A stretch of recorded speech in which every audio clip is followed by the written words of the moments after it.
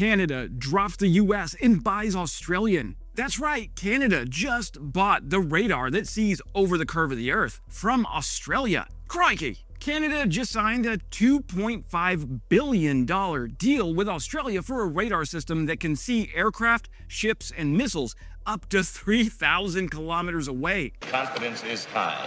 I repeat, confidence is high. Not because it sits on a mountain, not because it's enormous, although parts of it will stretch for kilometers and contain hundreds of antenna elements, but because it bounces high-frequency radio waves off the ionosphere and uses the upper atmosphere like a mirror. The system is based on Australia's Generally Operational Radar Network, known as JORN. It was just signed on Monday in Canberra. Now, delivery work begins on July 1st, and Canada needs it for one very specific reason. The Arctic is enormous, strategically exposed, and increasingly impossible to ignore. And conventional radar has a physics problem that the ionosphere is uniquely positioned to solve. Let's get into it.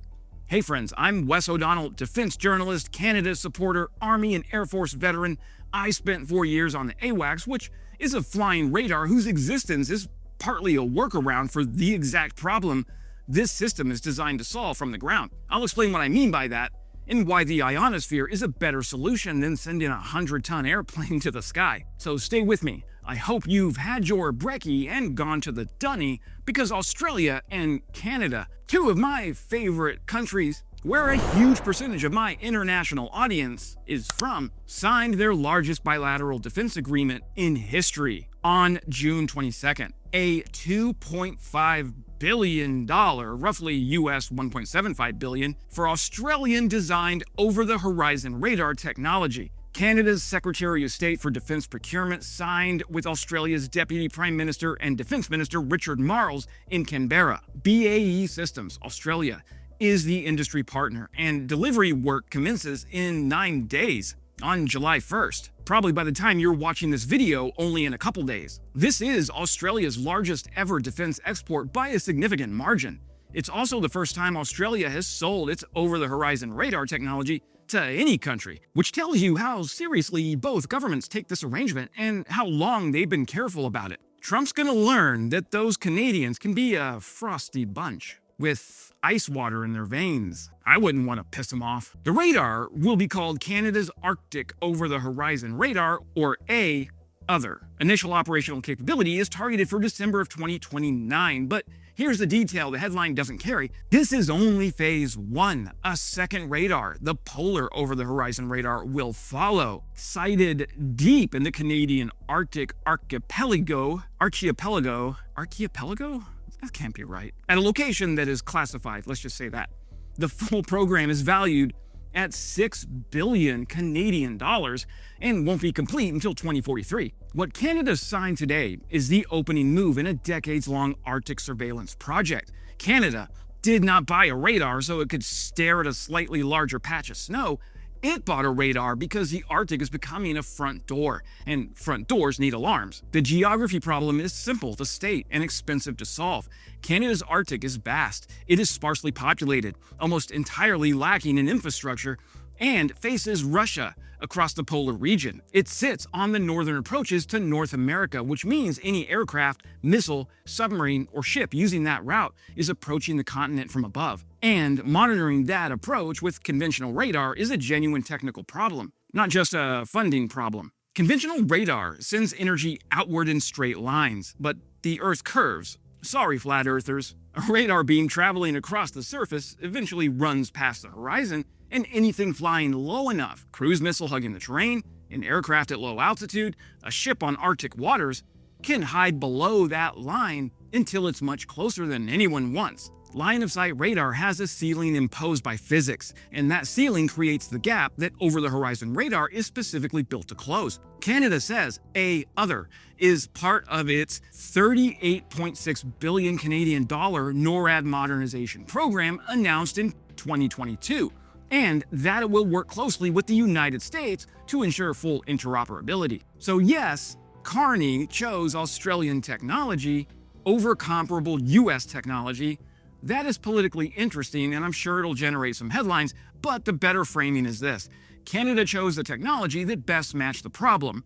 Australia has been operating over-the-horizon radar in its own continent-sized surveillance gap for 4 decades. That's not a vendor relationship, that's institutional expertise Canada is buying along with the hardware. This is less Canada breaking up with America and more Canada admitting that Australia had the weird radar Canada needed for a very weird geography problem. And because other feeds into NORAD, the US benefits from a better Canadian Arctic picture. So, over-the-horizon radar is 1 part engineering and 1 part arguing with the upper atmosphere. Here's the principle. Normal radar sends a pulse out. It waits for a reflection, and it calculates where the target is from how long the echo took to return. Well, that works well when the target is within line of sight. Over-the-horizon radar uses high-frequency radio waves, typically between 5 and 30 megahertz, that travel upward at an angle and refract off the ionosphere, the electrically charged layer of the upper atmosphere sitting between roughly 60 and 1,000 kilometers above the Earth's surface. The waves bend back down toward the surface far beyond the normal radar horizon, sometimes thousands of kilometers away. If they encounter an aircraft or a ship or a missile, a fraction of that energy scatters back along a similar path. The radar then collects that faint return and uses what I would say substantial signal processing to work out where the object is and how it's moving. The analogy that makes this click, imagine you're standing behind a hill and you can't see over it, but if there were a giant curved mirror above you, you could bounce light off that mirror and illuminate what's on the other side of the hill. That's the cartoon version. The real version uses massive antenna arrays that stretch for kilometers, containing hundreds of elements that steer the beam electronically without moving any hardware at all. JORN in Australia does not punch through the horizon. It throws a radio wave upstairs, lets the ionosphere redirect it, and then listens for the whisper that comes back. A single other installation watching the Arctic approaches to North America is expected to cover an area comparable to the entirety of Western Europe. From stations in Kawartha Lakes region of southern Ontario, exact location classified, but JORN isn't new. It represents about 4 decades of Australian investment in a technology the rest of the world treated as too complicated and too unreliable to pursue at scale. The network consists of 3 radar sites: Longreach in Queensland, Laverton in Western Australia, and Alice Springs in the Northern Territory, coordinated through a central facility at RAAF Base Edinburgh in South Australia. Each site uses antenna arrays that stretch 4 kilometers, electronically steered, covering Australia's northern and western approaches out to 3,000 kilometers. The system tracks aircraft, ships, missiles, but it also supports border protection, maritime surveillance, disaster relief, and search and rescue, and can detect wave heights and wind patterns, which is genuinely useful and also a pleasant bonus for radar that was built to watch for Chinese threats. BAE Systems Australia has been involved in JORN's development, its maintenance, and its upgrades for decades, winning the Phase 5 enhancement contract and currently leading the Phase 6 midlife upgrade alongside 110 Australian companies. Australia's chief defense scientist described the technology as grounded in decades of research by Australia's Defence Science and Technology Group and innovation by Australian industry. What Canada is buying isn't just a hardware design. It's the people who know how to make it work, how to operate it when the ionosphere is behaving strangely, and how to maintain it when something fails in a remote location with no road to drive a service truck on. Australia looked at an empty horizon and built a radar to watch beyond it. Canada looked at the Arctic and said, yes, we have that problem too, only colder. The other system will be substantially larger than any JORN radar site, and bigger systems are more complex systems. Canada's Defence Science and Technology Group and BAE Systems Australia are working together to adapt the technology to Arctic conditions, and those conditions are meaningfully different from Queensland. Auroral activity, ionospheric disturbances driven by polar space weather, extreme cold that affects infrastructure, electronics, and the workers who maintain both, sparse roads and sparse power supplies. The ionosphere is also not a reliable mirror. Its reflective properties change with time of day, season, solar activity, and space weather. Over-the-horizon radar operators spend real effort understanding when the sky is cooperating and when it isn't. The Australian expertise addresses that challenge, but the Arctic ionosphere and the Australian ionosphere are different animals. And the full program picture deserves emphasis. 2.5 billion Australian dollars by December 2029 is phase 1. The polar other in the Arctic archipelago follows. The full system, completed by 2043, is valued at Canadian $6 billion. That's 2 decades of sustained investment, 3 governments at minimum, and an assumption of political continuity that history has occasionally disrupted in exactly that time frame. That's not skepticism about the technology. Jorn works, and has worked for 40 years. It's a reminder that adapting proven technology to a harsher environment at larger scale on a 17-year program carries genuine delivery risk that doesn't appear in the press release. So here's what the deal actually means beyond the technical specifications. Distance used to protect countries like Canada and Australia.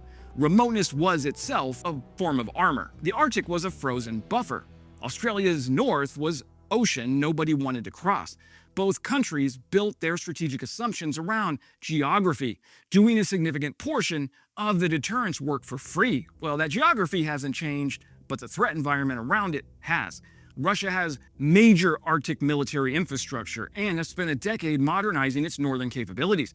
China calls itself a near-Arctic state, which involves a level of geographic optimism usually reserved for people who've never seen a map.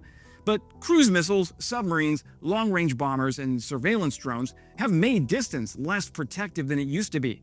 Canada and Australia are both rebuilding the warning layers that geography once substituted for. This radar deal is the most concrete expression of that rebuilding that either country has yet produced. Not a policy statement, not a white paper, a 2.5 billion Australian dollars with a delivery date, and a contractor standing by. The Five Eyes intelligence sharing network is not just everyone standing around waiting for Washington to bring the expensive toy. Sometimes Australia shows up with the strange radar and Canada says, "Excellent, we'll take one of those for the Arctic." That's the story underneath the headline. 2 middle powers with a shared strategic problem, 40 years of Australian ionospheric experience, and a contract that starts in 9 days.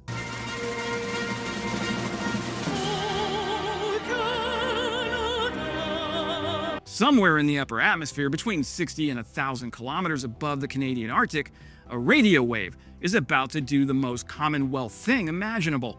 Travel a ridiculous distance, report back politely, and make Russia's day substantially more complicated. That's it for today, my Canadian and Australian friends, and everybody else who wanted to show up and watch this video. If you want to stay with the NORAD modernization story as other broader Canadian defense pictures develop, hit subscribe. There's a lot more coming on the Arctic as a strategic theater. We still mostly cover the Ukraine war and Russian tomfoolery on this channel, but memberships are about $3 a month and keep the analysis going. Longer reads are way over on Substack, QR code on the screen, or just wesodonald.com. And as always, glory to Ukraine, glory to the heroes. Crimea is Ukraine.